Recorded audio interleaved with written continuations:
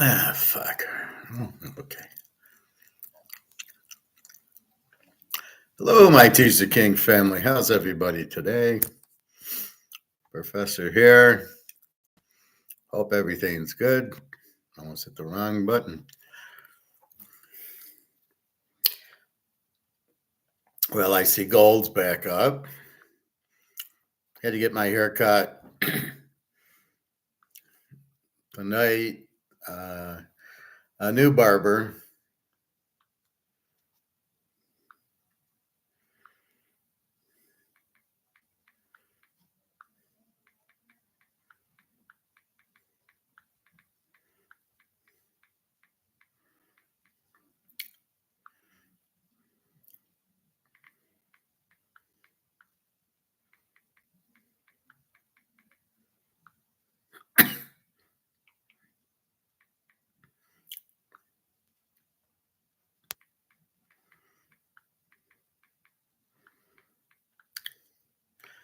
All right, just a second.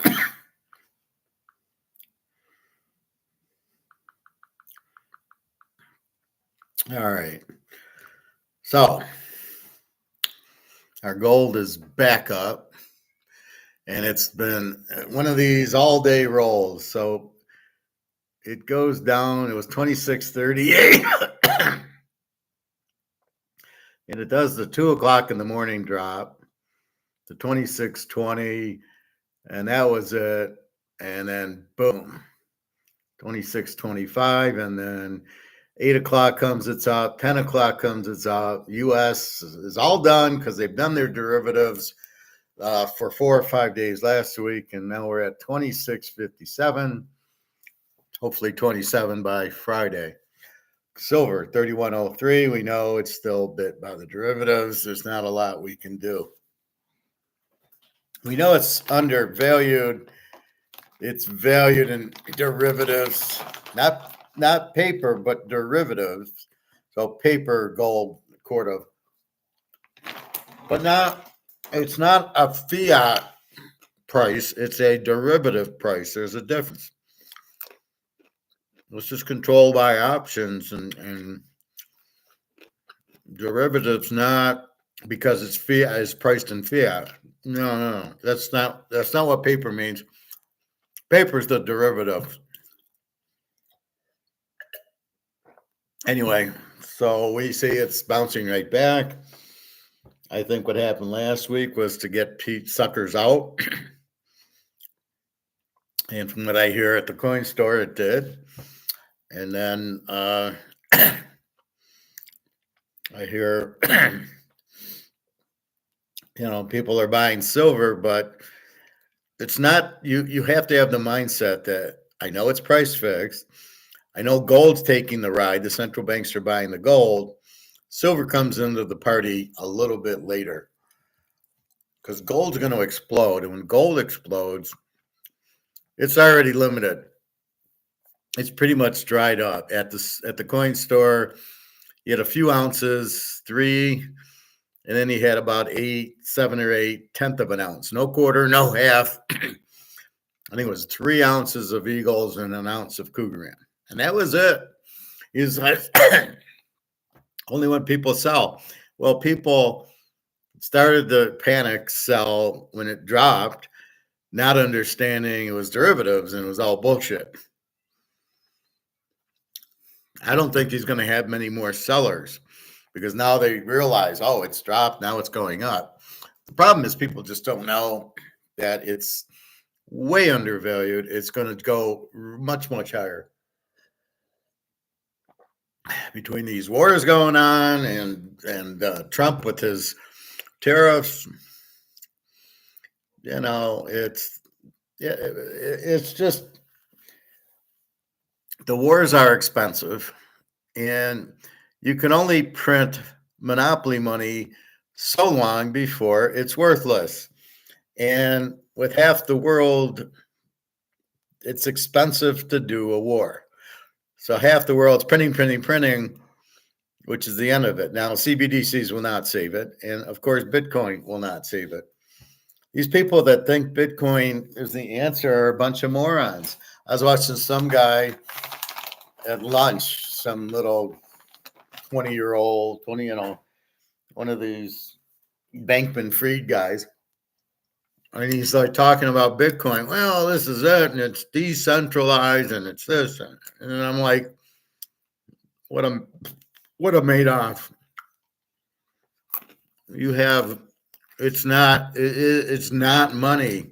It'll never be money because the government needs to control the money. The government can't control Bitcoin, nor would it want to. They can't steal from it. And it's not what everybody wants, and it's not acceptable. So if nobody can accept it, it can't be money. Therefore, why would the government want it? They want dollars that they can print. That's why they don't want the gold standard. And quit calling Bitcoin digital gold. Gold is gold. You hold it in your hand, it's very limited. High demand, low supply creates huge dollars. And that's not what Bitcoin is. It's neither low supply, the demand, why are prices up? Nobody knows. Supply and demand. It's not supply and demand. It's the same bullshit as the COMEX. Anyway, so just be careful there. Like I say, if you're in Bitcoin, sell it. It's 93, 94,000 for no reason. It has no value. That's the biggest kicker. It really has no value.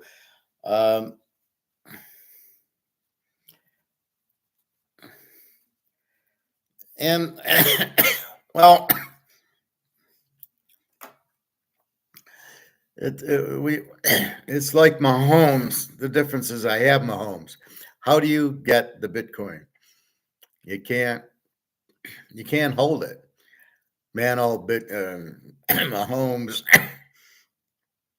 Tom Brady, Mickey Mantle. You get the card, you hold it. You get the Rolex, you hold it. They're far more limited and far more demand for these type of things. Certain cars, not all, than you'll ever get in Bitcoin.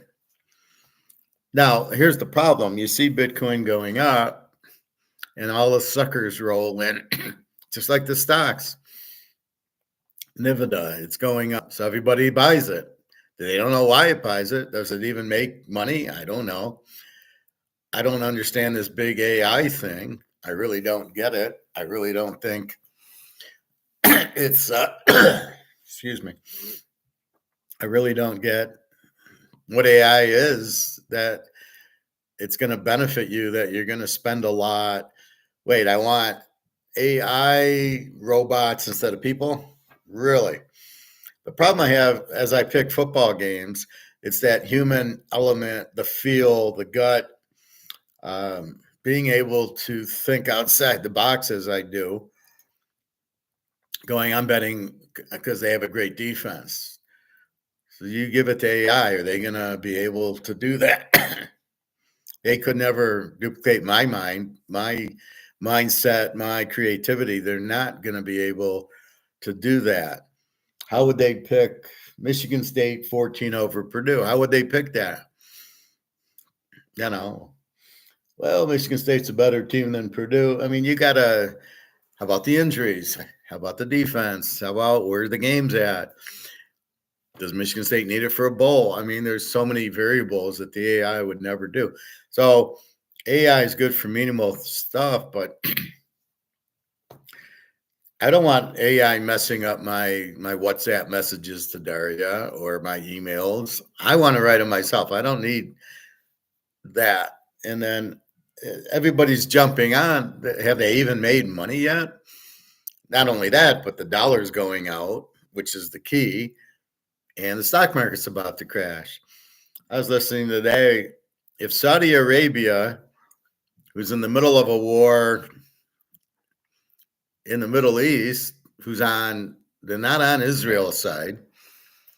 So if the U.S. pisses them off, which is what Biden's trying to do, Saudi Arabia will pull all their money out of the banks here. And if that happens, it's all over. Because most of the money in these banks and in Wall Street are Saudi money. Saudi has it for a safe haven.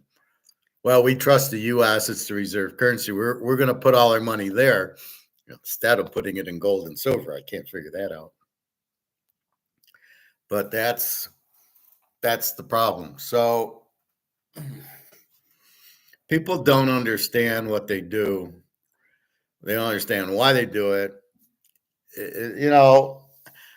I'm watching Bloomberg and I see Bitcoin at 94,000, and my thought is they're all going to get made off. It's going to go to zero, and all these people. So somebody apparently is buying it at 85,000, at 90,000. These people ought to get, they're going to lose a lot of money. So I don't know if they're pulling their 401ks, which I don't think it is. I don't know what money is going into Bitcoin or what even drives the price up. I doubt it's normal supply demand, but these people are going to lose their ass. It's like I said, it's like playing roulette, and red hit 10 times in a row, and people are going, red's going to hit 1,000 times in a row. I mean, it's stupidity. The fact that Bitcoin goes up, it shows how stupid it is in the first place, that people are so duped by it, going, oh, I'm going to buy Bitcoin. Look, it's going up, so I'm going to catch on. That's the first problem. You can't do that. You're not. It's like when they fix stocks, like Michael Douglas, and Bluebird says this and that, and then it goes up and then he sells it, right? Well, that's what's happening now. Larry Fink and the boys are selling their Bitcoin, but the frenzy is bringing it in. It's not money, so it's not going to replace the dollar. So I think a lot more people realize the dollar's in trouble in the $36 trillion debt. So they're trying to get out of it. And they are thinking Bitcoin's the safe haven, it's digital gold, da da da da da. And little do they know, they're walking right into a minefield. There's no way Bitcoin's money. There's no way it's the safe, and you can't even hold it. I love the story. It's digital gold. It's limited at 21 million. People think limited's 21 million is limited. So anyway, it's the Ponzi scheme. It's about to happen. And we're going to watch the value go down and everybody do a Madoff. Oh, I didn't know Bernie was crooked. I didn't know Bitcoin was phony. And that's going to be the problem. Just like the stock market. People are going to get in now. And when it crashes, they're going to lose their ass. Hey, Titus. Yeah, sorry with Mahomes, but I would have, like I said, I'd have made that bet 100 times out of 100. And what I didn't like in the game was at the end, Buffalo's up by 2. It's 4th and 2. They should have kicked the field goal because if they don't get the 4th and 2, and it was a kind of a broken play where Allen, I don't know what he was going to do, and then he ran,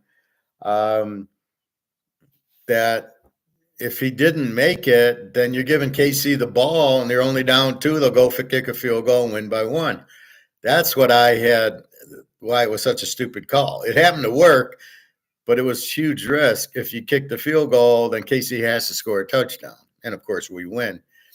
Then I was hoping that KC would have went down and down 9, kick a field goal to get down 6, and then do an onside kick to try to do it. But he threw the interception. But was it a good bet? Yeah, and I know it was like our only loser. We nailed everything else. Pittsburgh, Detroit, the Green Bay under, Minnesota, on and on and on.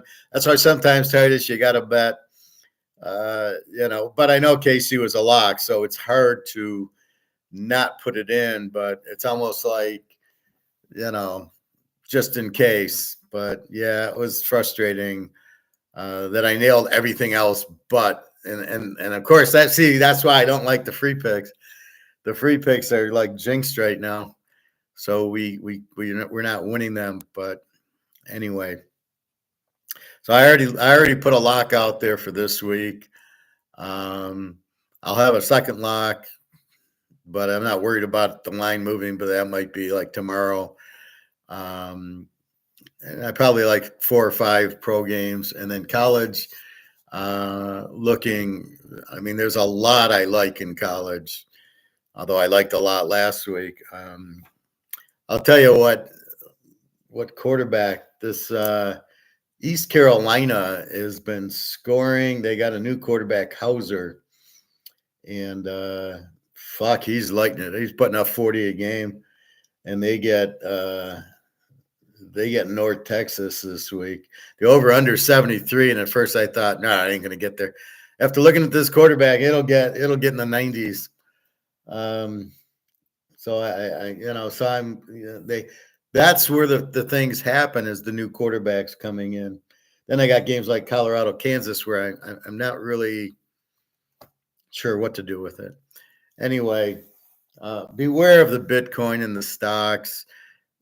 I know why you don't get into gold, because it doesn't go from 2,000 to 20,000. Gold's real value, believe me, is a lot more than Bitcoin's. Not only is it real, it's very limited and much higher in demand. When countries start faltering, they're going to gold, not Bitcoin. Especially Bitcoin at 90,000. Who the fuck's going to buy it?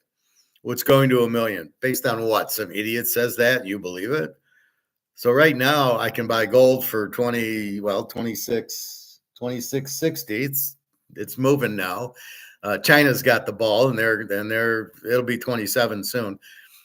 But when gold gets really high, that's when silver comes up. But when Bitcoin's so high, if you're going to compare money of Bitcoin versus gold, then gold's really cheap, right? So look for a lot of gold buying, especially there's no Bitcoin in China, and I don't know if there's Bitcoin in Russia. I know they're limiting there too. So just relax on the Bitcoin. It's a Ponzi scheme. But since everybody's making money, they don't mind it. But with these tariffs, I mean, the dollar's gone, so you got to get out of the dollar. But you want to spend 90,000 on a Bitcoin or 2,700 on an ounce of gold. That's real money that you can put in your hand, not this bullshit Bitcoin that you can't even touch. Titus, get on the Professor Plays now. It's a big weekend coming. Thank you, Titus. Appreciate it. Yeah, you got to sign up those guys. Sell the picks for like $100 in Vegas, because now you got them. They know how good we are, and they saw the picks last week. Even though we lost KC, we were like 7-1. So they saw Denver and Minnesota and Green Bay under, and Detroit. They must have loved the Detroit pick, and the Pittsburgh lock wins outright. So you've got them hooked. So say, oh, you want the picks, $100, and they will pay you, because it's like the Bitcoin. They know how, 1 week maybe you got lucky, 2 weeks maybe, 5 weeks. So I mean, they well, more than that probably, but I think at this point they know, they've seen you're cash it in. So charge them $100. You want the picks, $100, and then I'll split it with you. It's fine. I don't care if you sell them. Just don't forget me. That's all. Don't forget the goose laying the golden egg. Excuse me. It's getting better. I think when I eat, it aggravates it. And then when I talk, it kind of aggravates it. Anyway, so yeah, Titus, just open up your little shop there, and Titus is Teaser King's picks, $100 a pick. Let's do that. $100 a teaser, not $100 for all 8 of the picks, but $100 a teaser.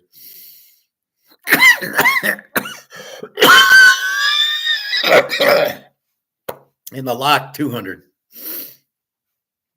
We'll make money on the picks. You make money betting it. It's a good life.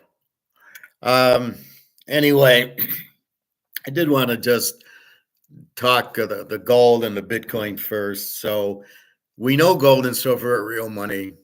And the argument you can't take it to the grocery store. Well, you can't take Bitcoin to the grocery store. You can't take a Rolex. You can't take a Picasso. You can't take a mantle card. Okay, so we've heard all that bullshit. The Rolex and the mantle card and the Picasso are priced at market. Gold and silver aren't. Well, how much do you think gold and silver are worth priced at market? At least 10 times more than they're worth now. At least. Russia's coming out with gold-backed currency and a exchange of physical gold to get the real price. Once all these dollars die, they're just printing and printing and printing. Once they die, so you're a guy in Germany, what are you going to buy? You're buying gold. You're not buying Bitcoin because gold at least you can hold and take to the stores. But what are you going to do with Bitcoin? Because if the banks collapse, how are you going to cash out? So imagine you're in Vegas and you're hitting and you've won $5,000 playing blackjack. So you got the chips. You got your chips. Does that ring a bell, Titus? You got the chips, but there's no cashier. You can't cash them in for money. Well, that's what Bitcoin is basically. So just please be careful. If you're in it, I'm happy you make some money, get the fuck out of it. If you think it's just going to keep going up and up and up, believe me, there'll be a point when it drops and you'll wake up and it'll be down 20,000 and you'll be kicking yourself. So, just be prudent about it. It's a hot crap streak, right? The guy made 13 passes in a row. You at some point cash out because it can't keep going up. Whatever's driving it up, which I have no idea, ETF selling or whatever Larry Fink's doing, believe me, he's going to make the money. You're not. But it's fine. But now you jump onto gold and gold's about to go up. Gold hasn't gone up yet. This 2656 is just bullshit. It's not. It should be 26,000. So you can jump into gold and then 10 times that. And that's real money that you can have in your hands. That's all I'm saying. So understand economics. Every currency from the Roman Empire, Spanish, French, English, had their money backed by gold, became very strong powers, then took the gold out, and they all collapsed, even the Romans. So you guys would have been good in the Roman Empire. Here comes Bitcoin, and Caesar's like, okay, I'm going to take the gold out of the currency. And everybody's like, okay, I'll buy Bitcoin. Oops, the empire collapsed. Now we're in the dark ages because it collapsed. And basically, we're headed that way. And Trump is not the savior of Rome like Gladiator. Titus, that rings a bell, Professor. Yeah, I thought it might. I got this when I was there. I love this. This is like early 90s, I think. It's probably worth about $50, $75. Not the greatest condition, but I don't care. This one, you don't. This I love this one. I used to go and play. I used to go golf there.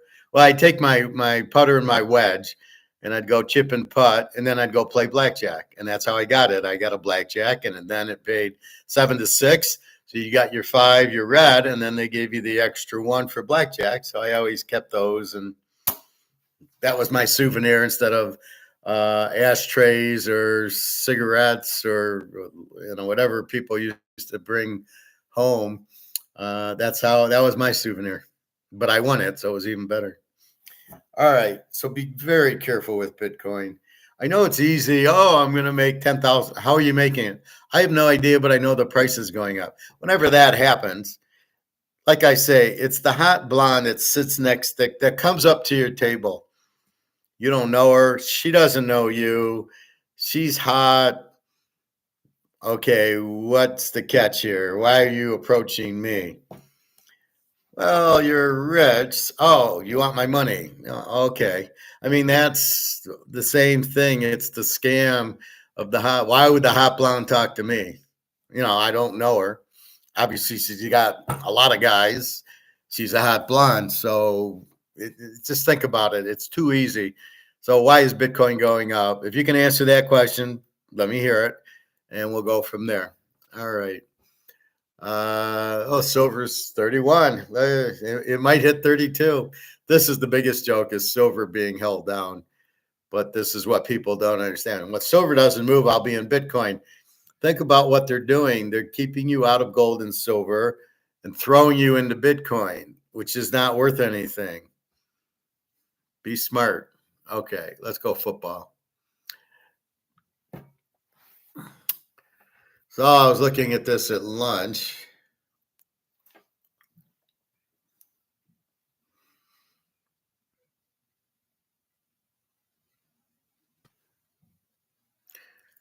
We had tonight, Eastern Michigan, 1.5, 53 over Buffalo. These games have just started.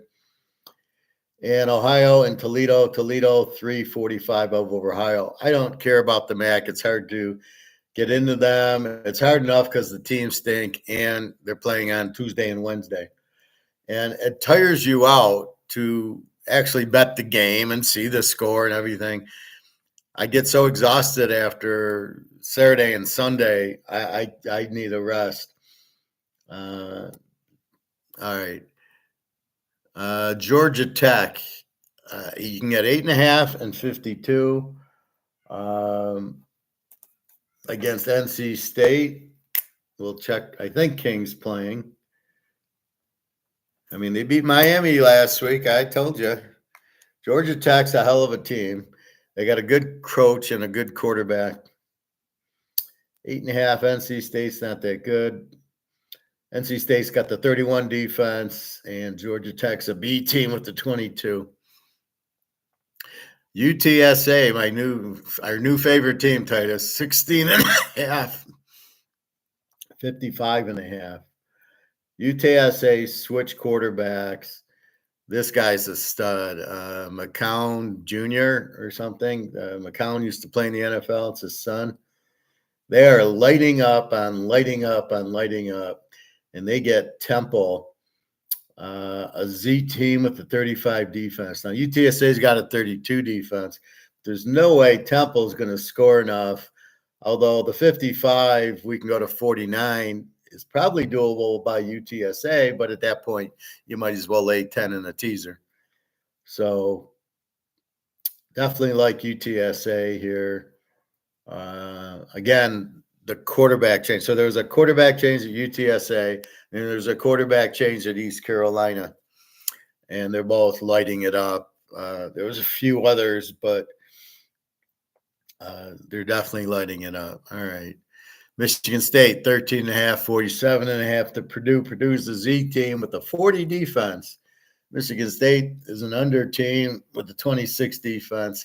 Hard to play a Michigan State because they just don't score much. But I think against Purdue, they should light it up. Vegas and San Jose State. Vegas 7.5 and 61. Vegas is an A team, 23 defense. San Jose State, an E team with a 26. So it's real tempting to take Vegas down to 1.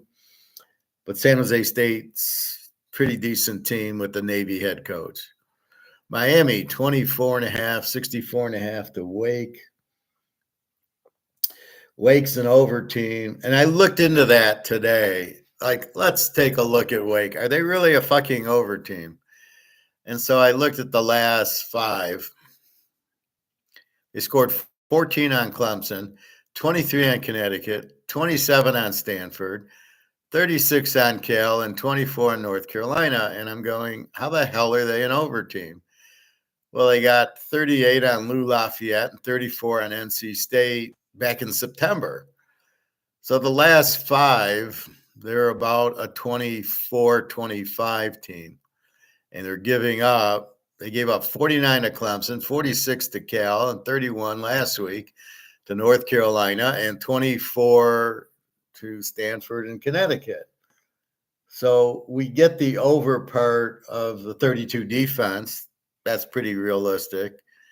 They gave up 40 to Old Miss and 31 to Virginia. So I really, see, and North Carolina A&T gets in there. That was the week one with 45 points. And again, 38 with Lou Lefty. So against Miami, I don't think they're an over in this case. I don't think they're going to light up Miami.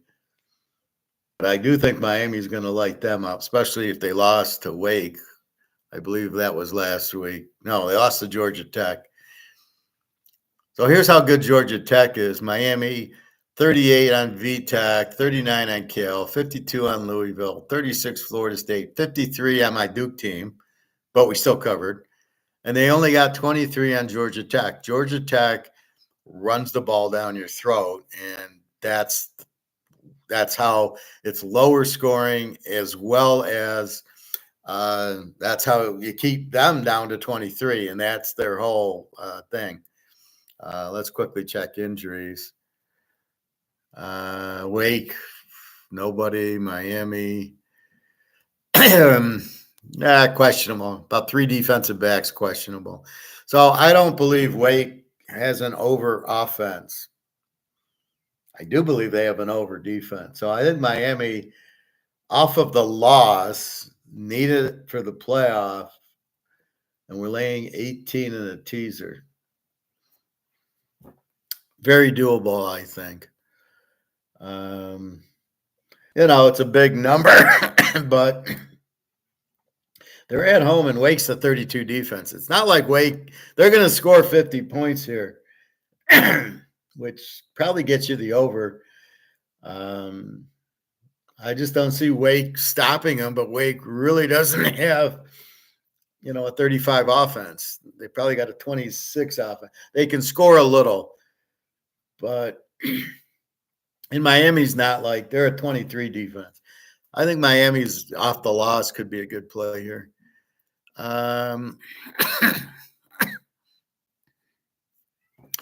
North Carolina, BC, North Carolina 355.5. This is the same thing. BC, their quarterback got hurt. I watched the replay of the BC. I think they were playing Cal or somebody. He looked pretty good. I think Cal won the game. It was West Coast somebody. And but he didn't look bad. North Carolina is just an over team. They give up 27. So it's a low over at 56. I think we can go over here because it's North Carolina, but we'll see. Ole Miss in Florida. Ole Miss 10 and 55.5. Ole Miss is an A team with a killer defense, 13 defense. So that rules out your over. Then it's Florida, an E team with a 26, just beat LSU. Played Georgia fairly well. Got killed by Texas because the whole team was out. Their second string quarterback Langway came back. He looked okay. But against Ole Miss, I don't think they score. I think Ole Miss needs the game. Here's where they need the game for the playoff. They can't lose to Florida. They'll be out of the playoff. So they have to win the game. They got a great defense, 2 great defensive ends. And Jackson Dart, he runs a little bit. He doesn't really impress me as a good quarterback, but he can run. So I think you have that with Ole Miss. So I think it's at Florida, which scares you. Can Florida win? They've been playing good ball. It's almost an under because Ole Miss, their defense, and then Florida pretty good. But it's a 10, so I think Ole Miss should be able to win by 4. I don't see the upset like Georgia Tech. Like I saw Georgia Tech over Miami. It's a little different animal. Florida doesn't have the defense is by Mississippi and Dart, and they have to win the game. Not that means that much. I mean, yeah, it's good, but believe me, they're motivated. And so is Florida. And Florida's playing really good football. So they'll be in the game. So it'll be a tight one. Ole Miss is not going to win this game by 20. So then it just becomes probably a defensive battle. Maybe you go under 61. Maybe you go Ole Miss -4 because this is going to be a killer defensive struggle, I think. Here's where I probably want to look at the last four game. Well, it was 2020 with Georgia, and then Georgia pulled away 34-20.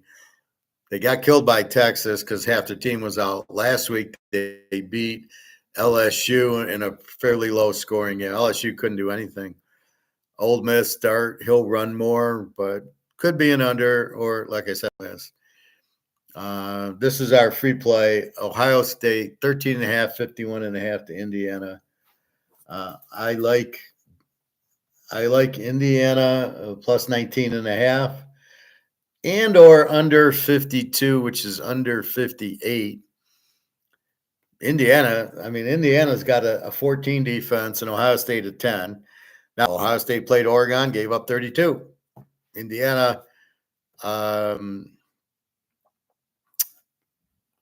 they played let's see. Let's look at Indiana, who their best team. All right, they beat Michigan 20-15, Michigan State 47-10, Washington 31-17, Big Nebraska 56-7, Northwestern 41-24, Maryland 42-28, Charlotte 52-14, UCLA in the Rose Bowl 42-13, Florida International 31-7. So we see they score a lot, but the best team they played probably is Michigan and Washington, Nebraska. UCLA was not very good at that time. Florida International stinks. Northwestern can't score. Now, they did put up 41 on Northwestern, who's got a very good defense. They put up 31 on Washington with a good defense, 56 on Nebraska, who has a good defense. And Michigan State, fairly good defense. They put up 47, and Michigan somehow holds them to 20. But a Michigan defense is like an Ohio State defense. So that's the game I point to, 2015, although Ohio State probably has the best offense they're going to see. Nebraska doesn't have much. Northwestern doesn't. Washington, probably their best offense they played. They held them to 17. So I see, it's still not easy. Nebraska, Maryland, Washington, Michigan State, to hold them all 10, 15 points. Ohio State, on the other hand, it beats Northwestern. They're not even playing games. Okay, they played Penn State 20-13, Nebraska 21-17, but that was 2 weeks after Oregon. Oregon 32-31. Then they beat Iowa 35-7, Michigan State 38-7. And their best game was Marshall 49-14. So Oregon's an over, but they're explosive. And Indiana's pretty explosive. And Penn State, they only beat them 20-13. Now the quarterback dropped the ball at the 1, but they got the interception in the end zone on Penn State, so it's kind of a wash there. Forget Purdue, forget Northwestern. Iowa 35-7. Iowa doesn't have a quarterback. Indiana does. So really, you look at the three games: Oregon, Nebraska, Penn State, and they lost. They beat Nebraska by 4, and they beat Penn State by 7, and both were low-scoring, close games, which takes me to Indiana. Now, the fact Indiana hasn't played Oregon, or they did play Michigan, which is a down year this year, but still, it's a tough defense. And it's good. I mean, they got the same players as Ohio State usually. So this is where I'm at with the game, thinking I got a very live dog in Indiana. I got a very live under here.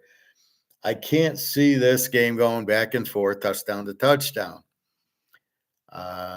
The only team that scored on Ohio State was Oregon, 32-31, and Oregon is a very strong offense. Indiana's a good offense, but I don't think it's an Oregon. Well, it actually scores more, but the level of competition. So I've got Indiana scoring, right? And I've got them playing a close game, and I got Ohio State.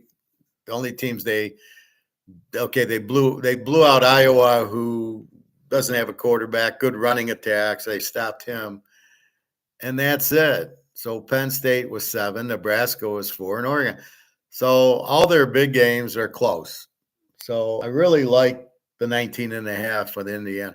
Indiana, forget the fact they haven't played, the Pittsburgh Steelers and the Lions and stuff. You have to just, the teams they did play, they've dominated. 56-7 on Nebraska. Now we know Nebraska's got a good defense. They weren't even in the game. UCLA, they're pretty good defensive. They just killed them in the Rose Bowl. And then the Michigan 20-15. So they're going to be in the 20s here, Indiana, 25, 28. And Ohio State, they're not going to just blow out. First of all, Indiana's going to play keep away. They're going to keep the ball away. And there's nothing Ohio State can do because this is a very good offense that Indiana runs. It's a lot of crossing patterns, a lot of good running. The quarterback can run, but he's a good quarterback. In Ohio State, we've seen them have difficulties. Now, forget the loss to Oregon, but even Penn State, they didn't look. Where were they then? And Nebraska, where were they against Nebraska? They played on the 12th at Oregon. They didn't play till the 26th, so it wasn't like a letdown from the Oregon game. Nebraska just took it to them. So, and knowing this Indiana coach from James Madison, he's watching Kansas State film to see how Will Howard did at Kansas State. And he choked in the big games sometimes. Not a choker, but he's good. But that's why you didn't see Kansas State in the playoff. He'd stumble against TCU 2 years ago. Last year he stumbled against whoever won it. I can't remember who won last year. But keep that in mind. So looking at this, yeah, Ohio State beats Michigan State, and they beat Iowa and Purdue and Northwestern, but the other three are very close. I cannot – my spread on this, Ohio State -7, and you're giving me 20 points with an outstanding team. It's what me and Titus are talking about with Kansas City last week. We lost by a half a point. We had 8.5 in Kansas City. They lost by 9. But would we have made the bet? Would I make the bet if it's this week? Absolutely. Would I make the bet? I made it 3 times last year and won all 3. Buffalo in the playoffs, Baltimore in the playoffs, and the Niners in the Super Bowl. We had Mahomes the dog. We won all 3. We lost by a half fucking point because Buffalo didn't kick a field goal at the end. They went for the touchdown on 4th and 2. The coach needs to go because it was the stupidest thing I've ever seen. I don't understand all these coaches. It's 4th down. They got to go. What is this? This is the stupidest thing. This is the problem with analytics, right? Everybody wants to go AI. Well, if you're letting AI do your calling, you're going to lose a lot of games. I know more coaches that have gotten fired from their idiotic AI going for it on 4th down. It cost the Lions the Super Bowl using analytics last year. Well, we're aggressive. Yeah, you're also losers. You should have won the game. You got to kick a field goal to tie the game up. Are you insane? How do you not do that? I mean, fuck analytics. It cost you the Super Bowl. So I think that's why the coach is like freaking out because he knows he fucked up. So if you see him, he is kicking more field goals. He's more of a coach this year, not an idiot. But anyway, that's how I see it. Indiana is a very, very good play here. I won't call it a free play because if I did, it would lose. So I'm not going to give a college free play. And I think I gave one pro. Oh, no, I did give a college. Oh, this is the free play, Indiana. Who knew? All right. Well, I hope it doesn't jinx us. Let's call it 28-27 Indiana. They're gonna pull the upset. I think it's very close, and I'm not sold on Ohio State. They got a good defense, but I think Indiana. I just don't see Indiana folding here. Maybe they will. They haven't been. They were in the Michigan game, 20-15. That's probably the best team they play with the best defense. Not that Michigan's great. I think Washington, they killed them. They're a real team. So I just can't believe you get 19 and a half and they're going to lose. All right, SMU 9.5, 57.5 to Virginia. SMU needs the game. Virginia, an E team. SMU is the A team, 22 defense. Virginia, 27 defense. Syracuse, 10.5, 54.5 to UConn. Syracuse, an over team. UConn's a very good team this year, a B team, 21 defense, but they don't play anybody. And Syracuse, 28. They did go and win on the West Coast, beating a good Cal team last week. So we know they can score. They're an over team. It's just what's Connecticut going to do? Illinois, 147.5 is now. Rutgers was favored. Illinois. The analytics are taking Illinois because on the third Sunday of the month, you take Illinois, whatever. 47.5. Illinois, an E team with a 20 defense. Rutgers, an E team with a 23. I would think Rutgers is a live dog here. You got to check injuries. Iowa, 6.5, 45.5 to Maryland.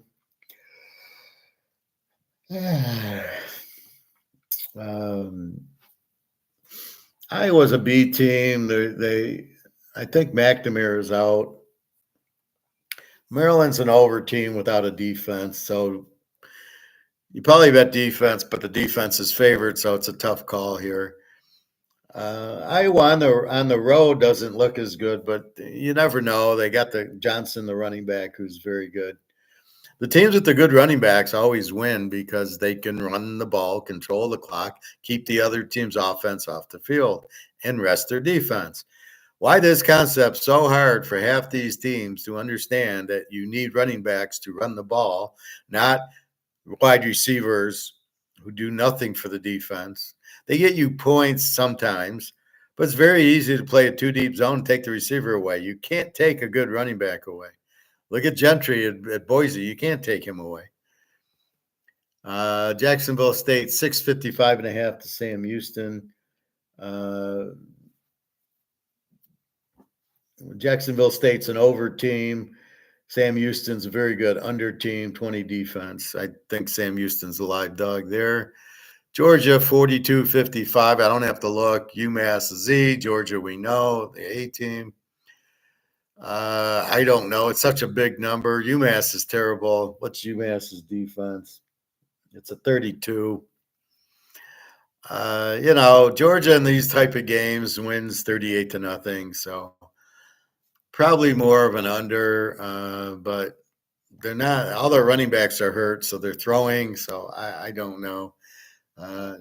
Georgia's going to win by at least 30. Tennessee, same thing with UTEP. UTEP is a Z team also with a 30 defense. Tennessee's laying 41.5, 52. UTEP won't score on this defense, but Tennessee, I don't know. They'll try to run it up, but their quarterback stinks. But against UTEP, he should be good. They'll be explosive at home. Unfortunately, it's a 1 o'clock game and not a night game. Then I would definitely take Tennessee at night. These teams at night, it's a whole different environment.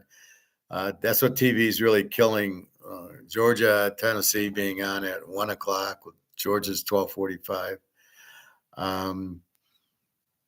But it's hard to get Tennessee with this quarterback. He's so bad. Good running back. I love the running back, Samson, and just sounds like a running back, doesn't he? And a great defense. So just look for them to. You can't go. Well, you can go over, but then it's Tennessee putting up all the points, and then lay the 35. But I'll pass on this one. Western Kentucky, Liberty, good game here. Liberty 1.5, 56.5. Western Kentucky's a live dog here. I think they both need it. If I can find it. Yeah, Western Kentucky and Sam Houston and Jacksonville State. So, yeah, Western Kentucky needs it. They lost to L Tech last week. Who the hell knows? UAB and Rice. Kurt Warner's kid's the quarterback. 6.5, 51.5 to UAB. Rice is an under team, 24 defense. UAB is a W, 37 defense. Yeah, I think Warner should light them up pretty good. Ball State, Bowling Green. Bowling Green 12-57 to Ball State. Bowling Green's a B team with a 20 defense. Ball State's an over with the 40. Totals of 57. Maybe you play Bowling Green. The 20 defense should stop Ball, and they're a B team, but there's better games out there, I think. James Madison, 759 to App State. App State is an over team with a 35 defense. I like Joey Aguilar, the quarterback. James Madison, an 18 with an 18 defense. And they're only laying 7. It's at App State. James Madison, they're not a lock to win here, so I'm going to leave this alone. Middle Tennessee, New Mexico State. Middle Tennessee, 3.5, 52.5. Z versus Z. TCU, Arizona. TCU, 11.5, 59.5. Now Arizona is an E team with a 28 defense. TCU's an over, as we know, with the 28 defense. Now, the problem I had is I went over on these games last weekend. I got burnt. So I'm a little tentative to go over with Arizona, who doesn't. They got Fafita, and he woke up against Houston of all teams, the good defense. He should. I don't know. Then half the games he's not even scoring. He lost to Kansas State 38-7.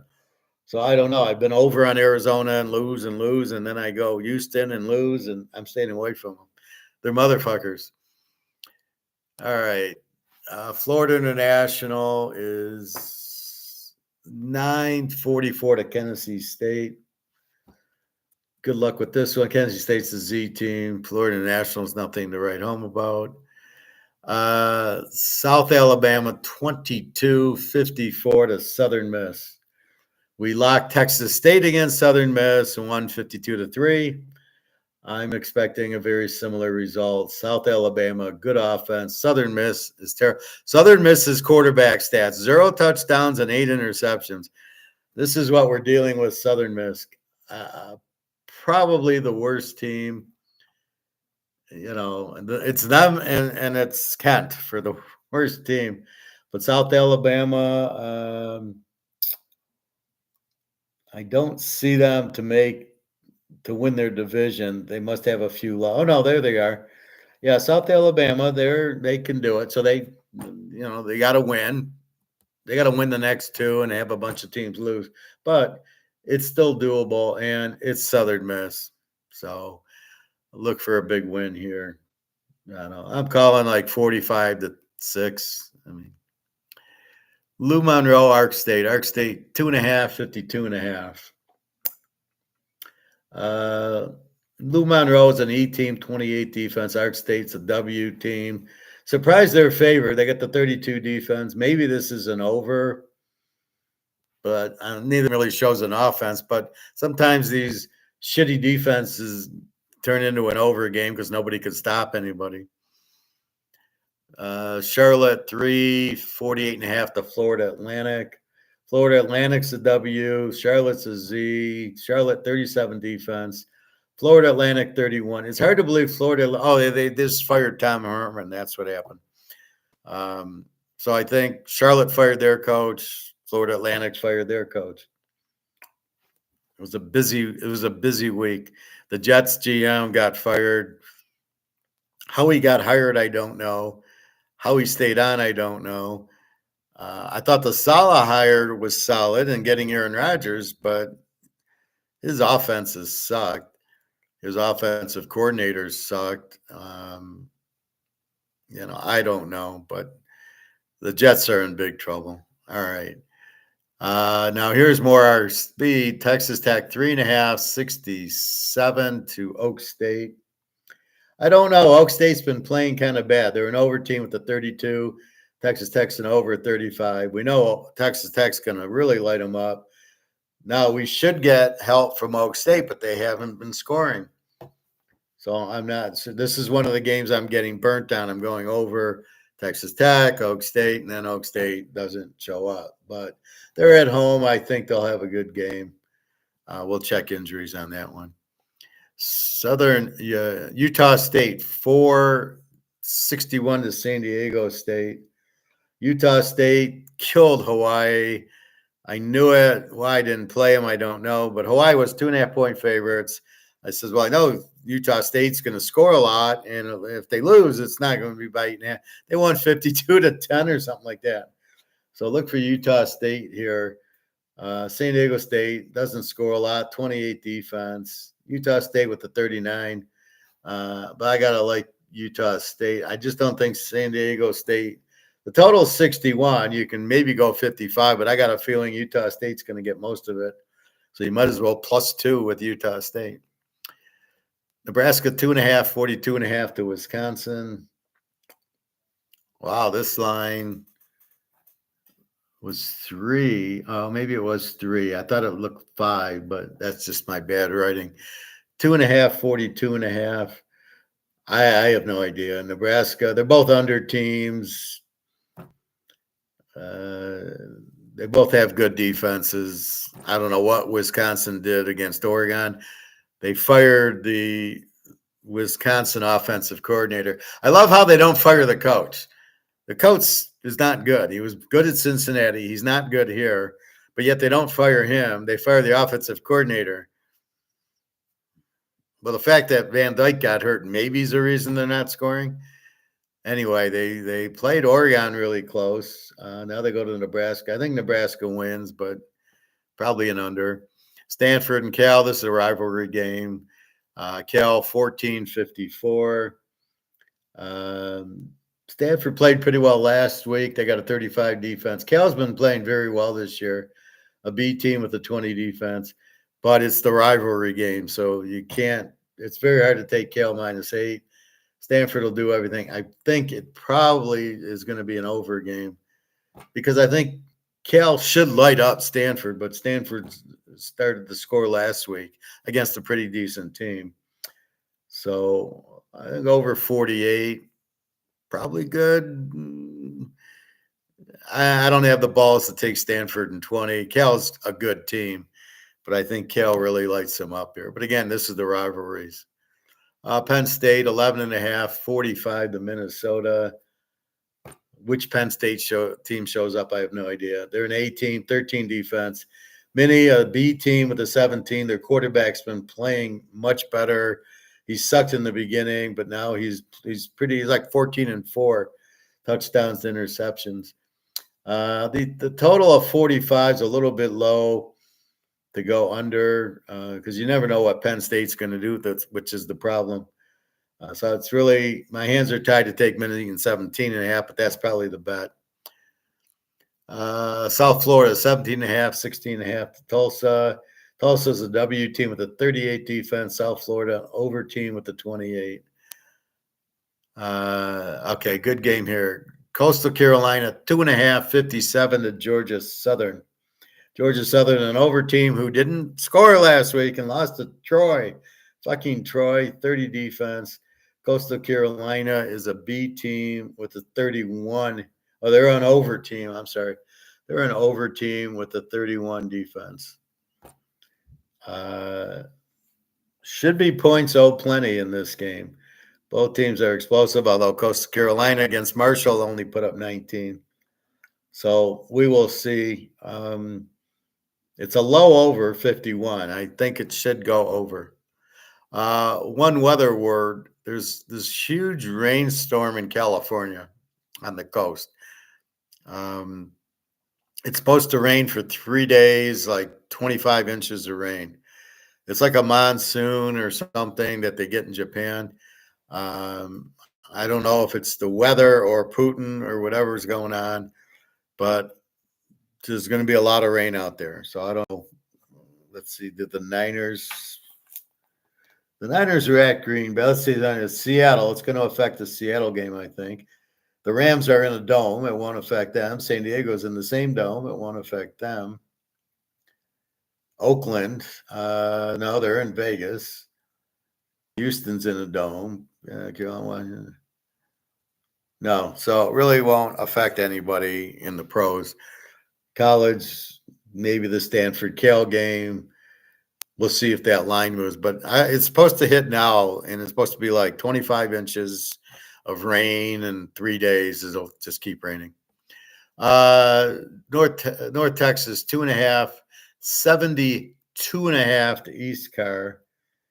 Um, I found a quarterback named Hauser, the guy from Total Recall, Hauser. Uh, he's on fire. He's 45 points a game the last 3 games. I wondered why they were an over because I said, well, East Carolina's not an over, but I had the wrong quarterback in my thing. North Texas over team with the 36 defense. We know they're explosive. UTSA killed North Texas last week, but we got our over, which was 71 or something. They scored a 76, but UTSA put up 48 of it. East Car, an over team with the 27. I think this goes over easily. This is a 90-point game with this Hauser guy. And yeah, I mean, North Texas, they're explosive. So I don't think East Carolina with the 27 defense is going to do much either. I think this is just put it up. I mean, if this is 7-3 at the half, I'm retiring. This hopefully it'll be like the Baylor game last week where we hit the over at halftime. This is definitely an over. You might even take East Car an 8.5. Might even be safer because they're this quarterback's Joe fucking Montana. I mean, Jesus Christ. Michigan 10.5, 36.5. I don't see how they can beat anybody by 10.5. Northwestern and Michigan are under teams with the 23 defense, 36.5. Now we're getting to this low total crap again. I don't know. Maybe it's an under, but it's a very low under. Texas and Kentucky. Texas 20.5, 47. Kentucky's the under team. Texas is an A. I think this is under game 47. Go under 53. Yeah. BYU, Arizona State. How will BYU react to their loss? And I knew they were going to lose. I called it because when they played this big game with Utah, they had to be flat last week. Now, I expected more scoring, 17-13 Kansas, by both teams. I don't know. I mean, Arizona State, good team. Scattaboo, the running back, 48.5 at Arizona State. I don't know. BYU, probably a live dog. Arizona State at home. We'll see. You go over, under. They're both A teams. I think it's take the dog in the A game, but we'll see. BYU still needs it for the playoff. Prime 3.59.5 to Kansas. Is Kansas going to pull another upset after beating BYU? They're at home. They're a home dog. Total of 59. They're both A teams, 23, 24 defenses. They both have 400 yards. It was amazing. Colorado, 399. Kansas, 398. So I think this would be a very this should be a tight game because it's in Kansas, and Kansas is not a bad team. This is not old Kansas. This is new Kansas, who scores a ton and has a very good defense. As they held BYU to 13. It ain't easy to do. So I think Colorado's going to get all they want in this game. They've been winning. Their defense has been playing better, but good luck stopping Kansas. So still trying to figure which way to go in this game. Not sure yet. UCF, West Virginia. Here we go. UCF 3, 63.5. We got over team UCF, over team West Virginia, both with 30 defenses. Enough said. Louisville, 8-57 to Pitt. Louisville lost to fucking Stanford last week. Now, I wasn't on it because they had to go to the West Coast and I stay away from those games. I stay away from the West Coast going east and the East Coast playing on the West Coast, and you can see why. How did Louisville lose to Stanford? Jesus, you got to be kidding me. You got to check the quarterback on Pitt was a little bit questionable. Louisville, we like Shaw, the quarterback from Texas Tech. They're laying 8. Total is 57, which I would have locked 51 before, but now I don't. Pitt didn't score. Louisville lit it up. So we'll see. Louisville probably wins. I guess if the quarterback's out, take Louisville. If he's playing, then probably over. But Pitt didn't score the last couple of games. Arkansas 22-49 to L-Tech. L-Tech an under team with the 21 defense who just beat Western Kentucky. Arkansas over team 26 SEC should murder L-Tech, especially after the loss they got. We'll see. Good game here. Missouri 7.5, 57 to Old Mississippi State. Missouri is a B team with the 20 defense going against the over team, Old Mississippi State, with Martin Van Buren as the quarterback and the 34 defense. Because they have a 34 defense, I see Brady Cook having a big day and the running back having a big day. I think Old Mississippi State can score. They put up 31 on, I think it was Georgia. So they obviously can score on Missouri. So we will see. But it's a tough – you can't just take Missouri -1 here is what I'm trying to get at. But I don't have the balls to take Mississippi State in 13. I like Missouri too much. Lou Lafayette, 10-52 to Troy. Troy's getting better, 27 defense. Lou Lafayette, an A team. Lou Lafayette needs it to win their division, but we've been there, done that. I'm going to ignore that this week, especially with these Sun Belt teams. They're 10 and I don't like Lou Lafayette -10. -4 maybe. Troy, I don't know. Are they real? How do I bet on Troy? My Texas State, Jordan McLeod, great quarterback, 20-58 is the total.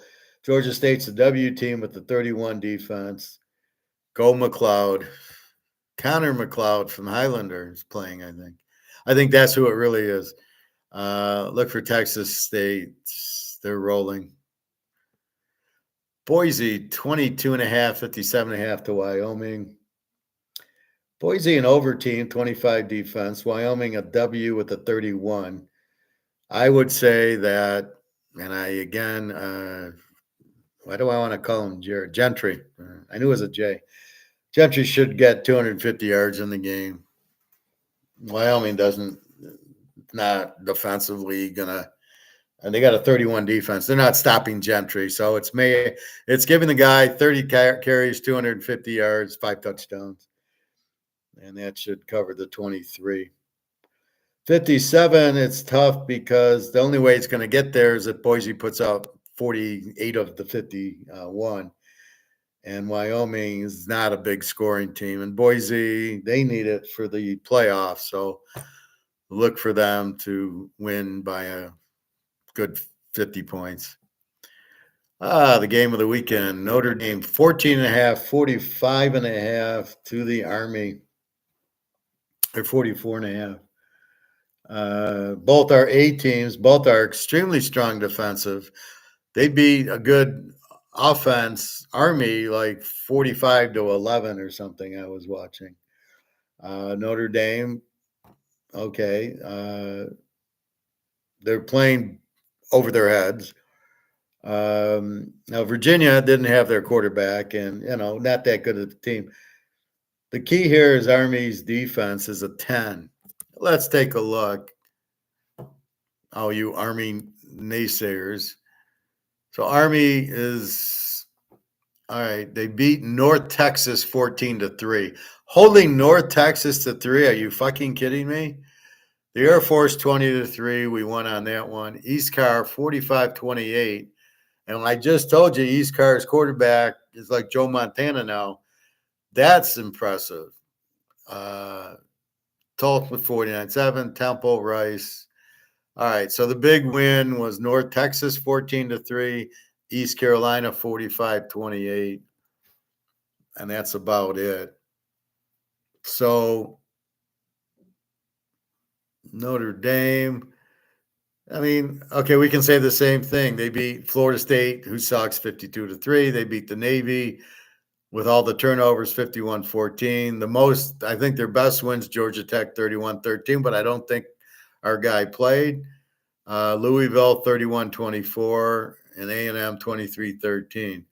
So in the A&M game and the Louisville game, these were close. Georgia Tech, then we called the Northern Illinois loss and they won for us, Northern Illinois. So it's hard. They beat Virginia, Florida State. I mean, so this is the problem. They only when you knock Indiana, but here, okay, they beat A&M, okay, they beat Louisville, who's okay, and then they beat Georgia Tech, probably their best win, and I don't know that King played in the game, so that's what you have. I don't think maybe A&M was the best defense, but that was week one. So even against Virginia, it was 35-14. Virginia scored with 2 seconds left in the game. Daly's back as quarterback. Notre Dame, Riley Leonard, yeah, whatever. Yeah, I don't like him. Hate when it does that.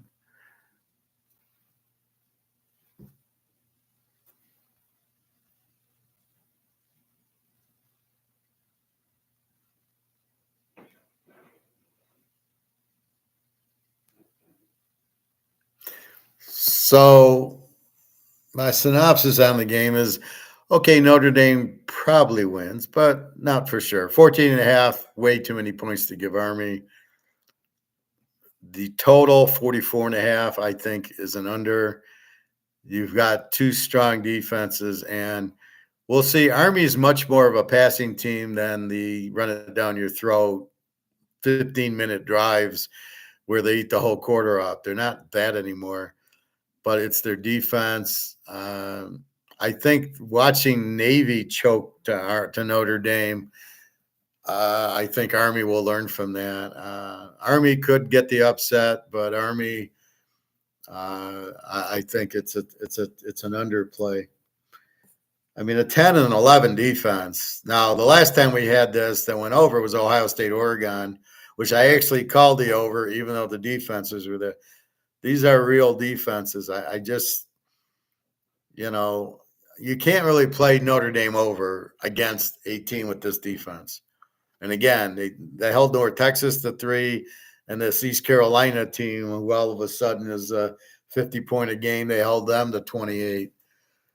Notre Dame does not have that kind of offense, so I think this will be as long as Army doesn't turn the ball over, which the flavor of the month, but so I think a lot more field goals in this game, under total for sure.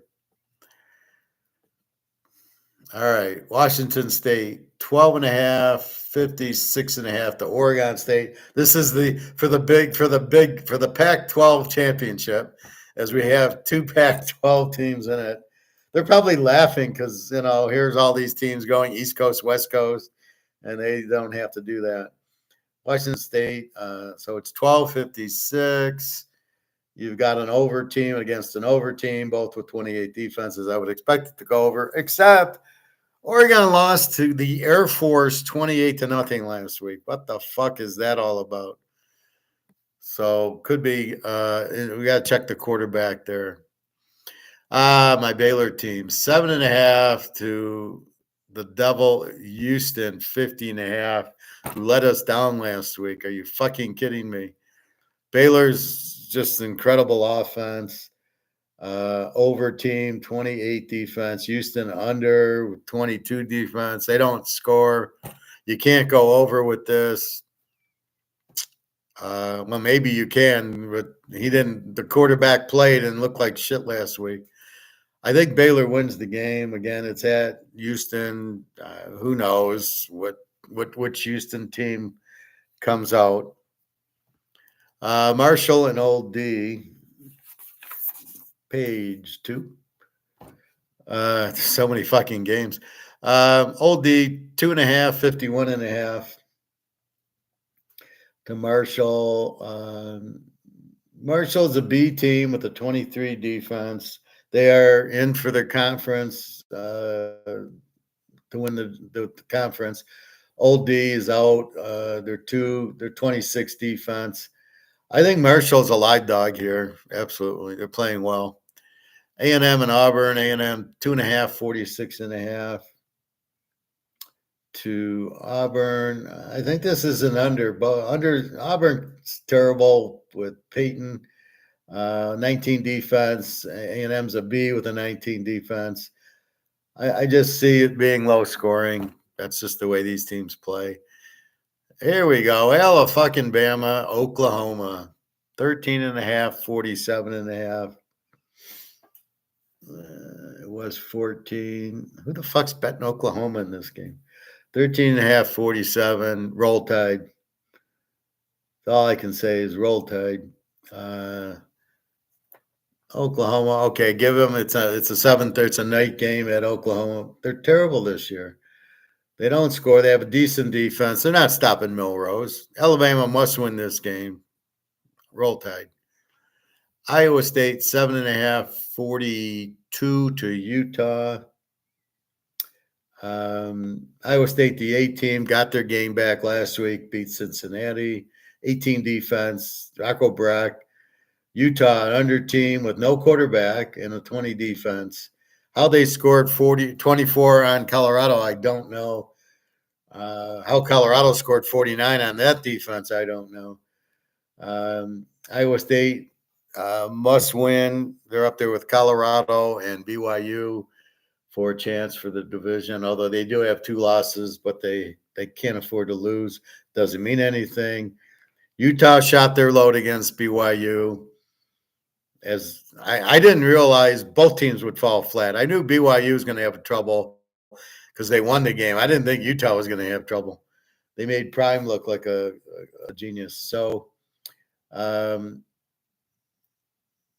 think it's hard to go against Utah at home. Maybe it's an under game. Maybe you go Iowa State, but I hate to do that as a road team. My Vanderbilt, LSU, Bobby's team, 7.5, 53.5 to Vandy. You got to love Vanderbilt here. LSU looks terrible. They look terrible against Florida. They look, I just don't see it. I see Vandy winning the game straight out. LSU's not scoring and they don't have a great defense. Vandy with Pavia. It's funny. They're saying, wow, there's really no quarterbacks in the draft. Fucking Pavia jumps right out at me as this guy's going to be a great pro. I mean, he won at New Mexico State. He comes to Vanderbilt and he fucking beats Alabama. This is what you're looking for in a quarterback, is somebody that can pull the upset, win the big game, play Texas close, beats Kentucky with Vanderbilt's talent. But you don't like him because what? He's too small or what? He played at New Mexico State. You're looking for a quarterback. This is like Bo Nix. He'll be a great pro if the team's smart enough. Oh no, they'll go with Daniel Jones and those guys. Yeah, okay. VTech 347 to my Duke. You got to take Duke as the dog here. Jesus Christ. VTech. Let's see if Drones is playing. Drones is the quarterback of VTech, and he's been out. He's questionable with an undisclosed. Duke, of course, everybody's healthy. They have a tight end out and a wide receiver out since September. I like Duke's chances without Drones. I like Duke's chances even with Drones. Duke's a very good team. Malik Murphy, the guy from Texas, is a good quarterback. They just seem to be a good team, good coach, good defense. Duke's got a 22 defense. So this is an even game, I think. Take the doggy. Kansas State, Cincinnati. God help me on this one. K-State, 8.5, 52.5. My mind's lost because I don't know what Kansas State team I'm looking at. They get killed by BYU on turnovers. They fumbled a couple times. They just don't seem to be the normal Kansas State team. Cincinnati's not that good. Kansas State's a 22 defense. Cincinnati's a 23. I don't know if I can go over or under, and I don't know what to do with this. Kansas State. No, it's Texas and BYU for the thing. Well, where's Colorado? No, Texas. That's South. Oh no, I'm looking at the wrong thing.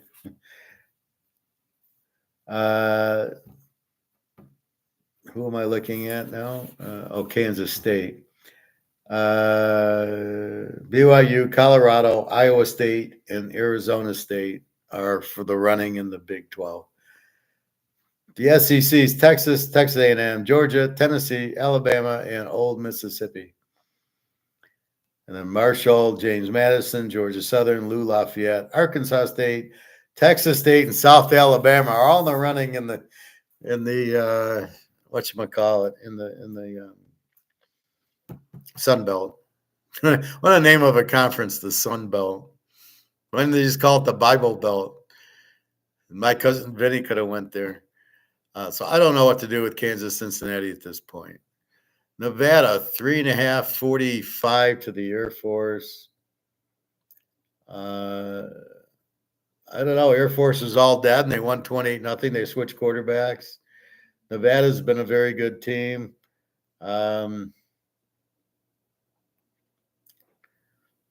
44 point is the total.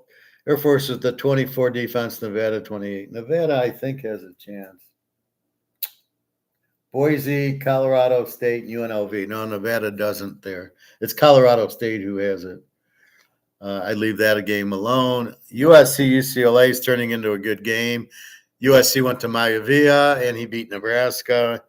Had a few shaky moments, but he hasn't played all year, so I like him. UCLA is playing much better. 4.5, 51.5. USC's an A team, I think. 22 defense. Statistically, they're an A team. I don't think they're an A team. UCLA is an E team with the 27 defense getting better. Interesting game here. And here's Colorado State. Now they can. They're going to play Boise if they win. Fresno 3-46. Poor Mikey Kane, tough year. I will say Colorado State is a very live dog here.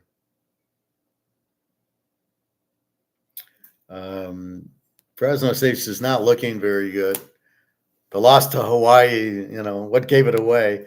They did beat San Jose State. Colorado State's very tough. They beat my Nevada team, and I was kind of upset. 3, they got under team with a 23 defense, but they can score. Fresno State, they got Mikey Kane and no running. I think Colorado State can beat them. That's college. I need a hot tub now. I'm exhausted. I already took mine. I'm exhausted. There's just so many games. This is what makes college hard. What makes college hard is I just read you 60 fucking games. If not, there's 132 teams, probably 65 games. Now, we all know the Big Ten, the SEC, the Clemsons and that, the Baylors, the Colorados. It's the Sun Belt. That's why I don't even want to play the MAC on Tuesday, Wednesday. I can't do it. I don't have the energy, so I'm saving it for the bigger games. And that's what we have. I just got a feel on a game. Oh, I'm so excited. I looked at the game and I go, yeah, they're going to win. So that's what I do. That's where the AI can't come in. I can do that, and AI can never feel a game. So I mean, it's you can see how many I like between the game and the total. You can see how many I like, and then it's trying to weed it out and then hoping that they play the way they should go. Last weekend, they didn't, as we saw. We did hit the Georgia under and the Baylor over. They played the way they should. Kansas, BYU, you can't explain 17-13. Not when Kansas puts up 48 on Iowa State. You can't explain that. And that's the thing with college football. That's why you look for the coach and the quarterback, and now who needs it. And that's what you try to do. So you're trying to narrow it down. I'm not interested in tonight's game. Tomorrow night, maybe I play Georgia Tech, but I don't think so. Friday, I will play very small. No locks on Friday night because I haven't won them, and I'm not about to start in the hole. So Friday night, I do see one good game. I see one good game Friday night I'll probably play.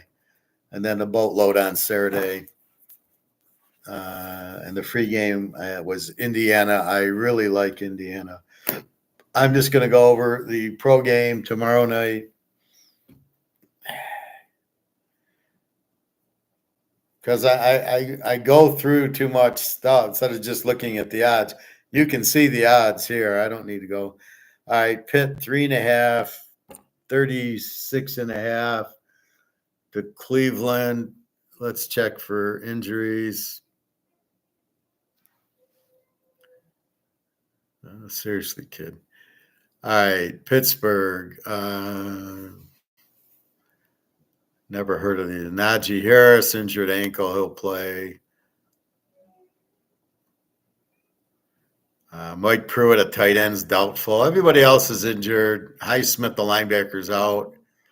Henderson, the cornerback, and Trice, the defensive back, are out. But we don't even know if they're what kind of players they are, if they're starters or not. Cleveland. Thompson Robinson, injured right finger. I would assume Winston will play. Jerry Jeudy, injured knee.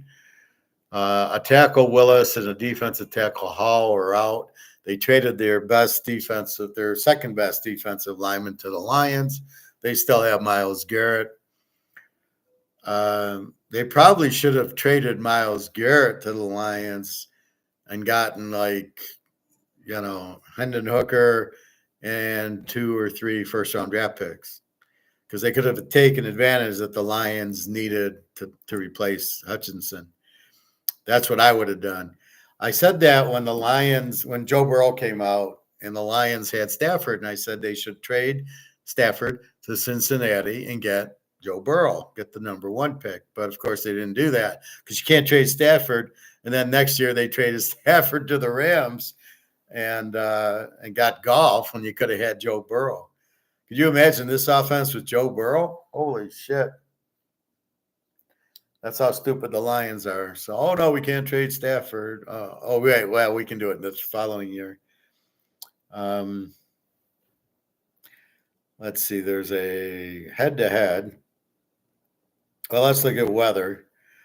Weather forecast. Snow, rain, partly cloudy, snow and rain. Winds 11, 12, 12, 12. Snow, rain, partly cloudy. Now, I don't know if this is all game or what. It is in Cleveland. You off the lake. Maybe that. Well, you can see the total 36.5. The Steelers 3.5.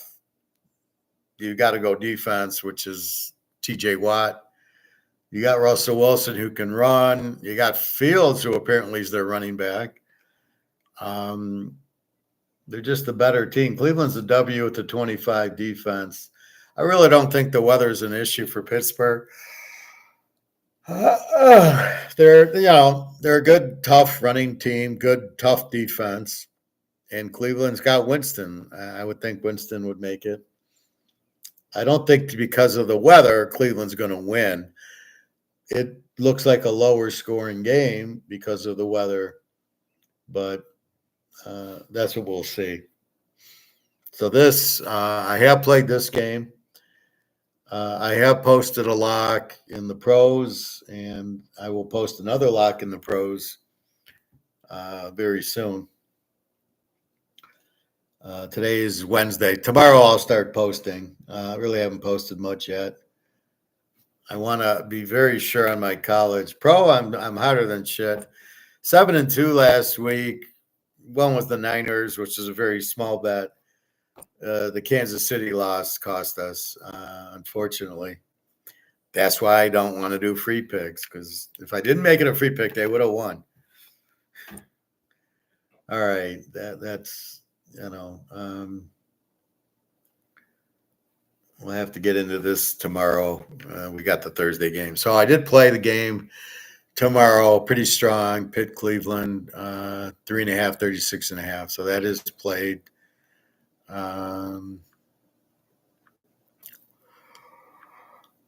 We can see why it's going to be snowy there and raining. So what's the temperature? Let me give it 35 degrees in Cleveland. So are you going to get snow in 35? What if it's 38? You don't get anything over 32. So I don't know. You're going to get snow. The rain, partly cloudy. Well, this makes no sense. How can you have snow and rain and partly cloudy? If it's partly cloudy, you're not going to get the snow and the rain because there's no clouds. The whole game's partly cloudy, 12-mile-an-hour winds. I don't know, but they just beat Baltimore, so we'll see. Anyway, that, my friends, is football. That, my friends, is gold, Bitcoin. Put it this way, let's say the line on Pittsburgh goes from 3.5 to 8.5. Would you bet Pittsburgh because the line jumped? That's Bitcoin. Oh, well, somebody must know something. The line's now 8.5. Is there an injury? Is Winston out? It's like whatever. Who's out? And that's what you got to look at. So depending on who's out and who's not. But you don't want to get carried away because somebody else carries you away. You want to get carried away because we sat there and we like Texas State. I don't care where the line moves unless the quarterback's out. I'm still going to bet them, and I don't care what the line does. That's why I make my own line and my own picks. And if the line moves, I don't. The only way and reason I pay attention is there an injury in the game? Is Cam Rising out again?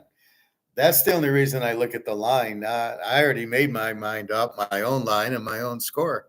So I'm not really even concerned about. I'm not going to follow the sheep like the Bitcoin people.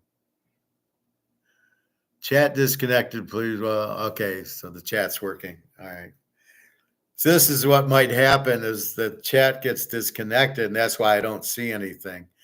Now it says it is connected, and I'll test it. Yeah, so it's on. But maybe that happened last week when I couldn't read anybody's. So don't get carried away because you understand why gold doesn't run because they're holding it back, which makes the real value 10 times more than what it is. Will gold be allowed to run is always the question. I've never understood people with the gold not letting the gold price go up. You have the gold, let the gold price run. If I got a ton of gold, which is 32,000 ounces, I want that price to go from 2,700 to 270,000 because I got a ton. I got all the gold. So we know Russia, China want the gold price to run. And the U.S., see, the problem is the U.S. doesn't have any gold, so they can't let the price run because China owns all the U.S. gold. So therefore, if they let it run, it's gonna help China and hurt them because they don't have any. Again, listening to Mark McGuire, and he's saying, well, if they have the gold, they would allow an audit. I mean, this goes back into the 50s and the 60s. They wouldn't allow an audit. Well, the only reason you wouldn't because you don't have it. So keep that in mind. Do not be discouraged that the gold price is, you can see it's running today. And all you can do is go with it. But that's where we're at with it. So it's a steal, and silver is a bigger steal. Silver, they can't even keep up with demand, but yet the price doesn't run because it's not free market. So what we're hoping is Russia comes out. They're going to come out with a diamond and metals exchange physical, and we'll get a real eBay price like we get on the Montana rookie at 110. We'll get a real price from there. And that's about it. So to be this, it's this or Bitcoin, and I'd rather have Mahomes 50 count than Bitcoin because I have the card. You don't have the Bitcoin. You have no idea there's 21 million. It's what they said. Yeah, like 9/11 was a terrorist attack. Yeah, believe that one. And now the more I see about Israel, the more I believe that the Israelis were behind it to steal the gold. That's exactly what happened now. Because I heard the Israelis did it, and I thought, well, but now seeing what Israelis doing, I go, yeah, they probably were behind it because they run the U.S. government. So that was a goal. We never, like, we went to the moon. Yeah, we went once, but we never went back. Yeah, I believe that. I mean, they'll say anything, and it's just people are so stupid they believe it. You can't just believe things at face value. You have to, except for God. If you believe in God, it's a face. It's obviously not a face value. It's a belief. But going to the moon has got to be a face value. Oh, prove it. And then just other things. So 9/11, Kennedy assassination by the CIA, all these cover-ups that they do. And if you question it, then you're some sort of conspiracy theory. You know, they're quick to say that. You're like, oh, whatever. But keep in mind, economics is about people wanting things. The more limited they are and the more people that want, the higher the price. Rolexes, Ferraris, a high-end Mercedes, even Corvettes. The more limited they are, the more demand there will be and the higher the price. And that's it. That's the bottom line. So that's what you really are looking at. That's your life lesson. That's why everybody wants the hot blonde because she's limited and everybody wants her. Again, chat disconnected, connected. Okay. So again, this is not my doing, but so if you're trying to chat, I'm not sure if I can see it. I did see Titus's. So anyway, so keep in mind, we went through college football. No, these are not my picks. I haven't made a pick yet. I'm only going by my observation of how I see the game. Yeah, I mean, go against Southern Miss. I locked Texas State against them. They won 51-3. So there is a method to my madness. And you got South Alabama going, you got Texas State going. So these teams that you don't know one player on them, but I do. So you have that. You have, like the Ohio State Indy game and all these Big 12 games and the SEC are kind of off, but you got Alabama, Oklahoma, which Alabama should kill them. So but you can't play them all. And it's hard because of emotion in college.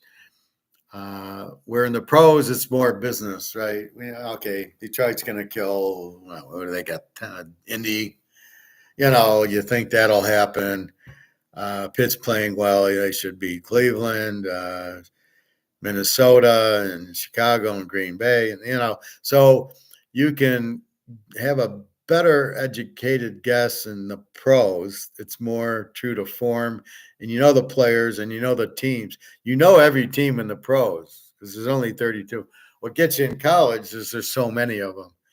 So you can do one of two ways: do what I do and drive myself nuts, or you can just say I'm going to bet SEC or I'm going to bet the Big 12. Big 12 is a good conference, Mountain West, and you just focus on one or two conferences instead of 132 teams.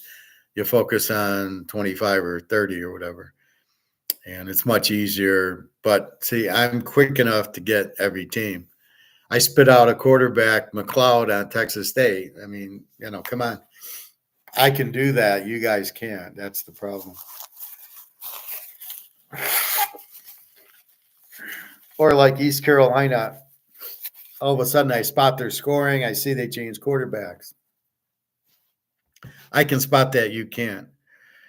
Um, and that's the difference. That's why I look at all the teams. And, like I say, I hit Texas State last week. Um, that's why I play all the teams and try to get them. Sometimes they just don't play right, which happens. And that's what you're trying to do. Anyway, buy your gold, buy your silver. If you're in Bitcoin, take your profit and run. Don't walk. Just pretend you're at Caesar's Palace in Vegas. You're playing craps. You started with $500. You're up to 3,000. What, you think you're just going to keep winning? Seven out on you? Come on. So you take your profit and you leave. And that's what you got to do with Bitcoin. It's not real. But you see it run up, so you think, oh, I'll make money. I don't know why I'll make money, but I know it keeps going up, so I'll invest. How the fuck do you got 90,000 to buy a Bitcoin? What are you, crazy? I mean, who's got 90 grand? If I got 90 grand, it's going into gold, which is what I did, not into Bitcoin. I would never go into Bitcoin. So anyway, keep that up. Bitcoin is rigged. Similar to gold, but the other way. Gold's rigged to stay down because nobody will be in the dollar. Bitcoin, because it's not really anything, they're just running it up to basically. It's like one of these strange movies where they, like the Nazis, they get everybody into the. Now, come on to the train. We'll go for a train ride, and you end up in the concentration camp. So everybody gets on the train thinking, "Oh, okay." Not realizing they're going to the concentration camp. And I think that's what's happening. They're getting all the people to volunteer to go into Bitcoin, and look, it runs up right before it goes down and everybody loses their ass, which is what the government wants, because the government wants you to be controlled by them. But if you have all this money, they can't control you. You've got the money. But if they move you out of gold and into Bitcoin and they run Bitcoin, everybody gets in, and then they got you, and then you're fucked. Don't be stupid. Take a little bit of Bitcoin, but take your profit, get the fuck out, and then go buy your gold and silver where they can't fuck you. But I'm telling you, I went to the store on Saturday and I bought my 0.3 of an ounce, and he's running out. He's dried up. He doesn't have a lot of gold, only what people are selling. But after gold goes up, people aren't selling. They saw it at 27.80 and now it's at 26.60. They see it's coming back up. They're not going to sell. So it's more of a buyer's thing. He still has silver, which I kind of got like, how the fuck does this guy still have silver? But I think what's happening is the big countries are buying silver from the mines, not from the COMEX. So keep that in mind. So, as I said, gold will go up. Putin's supposed to go back currency because he's got to pay for the war by, I think, December 1st. Trump takes office January 26th, I think. I thought it was January 5th, but I guess it's January 21st or 26th or something like that. He takes office. So Biden's doing all he can to ruin everything and let everybody blame. It's like he's in a bank and he's stealing money, and here come the cops, but he's taking all the money he can. So he's taking more and more out of the vault until as he runs out while the cops are coming. That's what he seems like. He's trying to do all this before Trump takes office. Sounds like a hell of a guy. He's trying to fuck up this Russia war with Ukraine. Well, the U.S.-Ukraine war, where U.S. is provoking Russia with these missiles that don't do anything. They sent 6 missiles, and that was the headline.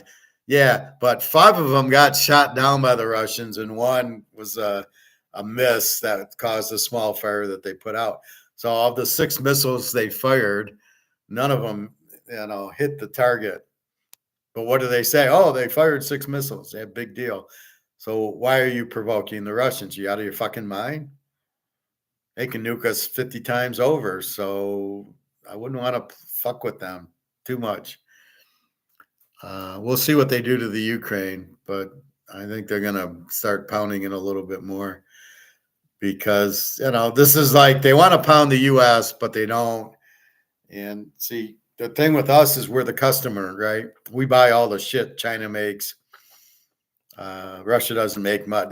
Diamonds and gold and natural gas and oil, but they don't sell a lot to us, but China does. So China doesn't want anything to happen to us because they'll lose all their customers, even though it's paid in US dollars. So keep that in mind. Anyway, so that's happening.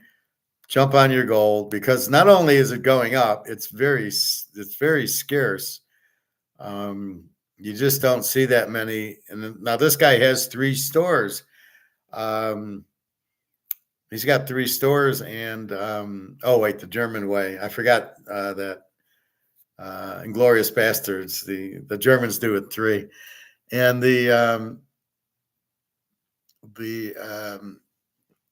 so keep that in mind. The gold is becoming very scarce. So understand that also. So not only is it more expensive, it's harder to get because my guy only sells what these people sell to him. And a lot of the people selling to him are older people that need it for rent and food because of the inflation, which is money printing. And these idiots don't even understand inflation. Well, the CPI is if you start talking CPI with inflation, you don't know what you're doing. It's got nothing to do with it because you can't. First of all, half the stuff that's pricey isn't in the CPI, and then the second thing is prices are controlled by the market, not by how much dollars are printed. Yeah, it makes things more expensive, but you can't really measure it. It's a stupid analogy. All right, with that, I'm going to let you go. I'm tired. Tomorrow's Thursday. I should be on. Like I said, I had to get my hair cut tonight, and then I went to the pool. So tomorrow I will. I got to go to the pool tomorrow. Anyway, good luck on the games this weekend. And www.teaserking.com. So I already have a lock posted in the pros. I'm going to post another lock in the pros probably tonight. And that, I like to wait till Thursday because it gives us a better injury report. And, you got to be key on that. But you watch the line. If the line does something funny, you're only looking at it to see if there's an injury that you just don't know about. All right. Have a nice night, everybody. Buy your gold and silver. Take your profit in Bitcoin. It smells to high heaven like this is about a house of cards about to collapse because there's no reason. Oh, Trump got elected, so Bitcoin's going to go to $1,000 or 100,000. Why? Well, because it's not money. It's nothing. It's air. It's made off. So I don't care who the president is. Trump can't do anything. He can't make it money because it's not. The best he can do is say, we're going to do CBDCs, which is like the trap. And, once the dollar goes out, they want to force you into CBDCs. Maybe it'll be Bitcoin as the CBDC. I don't know, but be careful. It is digital. It is worthless. All right, everybody. I'm tired. www.teaserking.com. Have a nice night and good luck. And I hope you make a lot of money this week, especially you, Titus. Go make some money.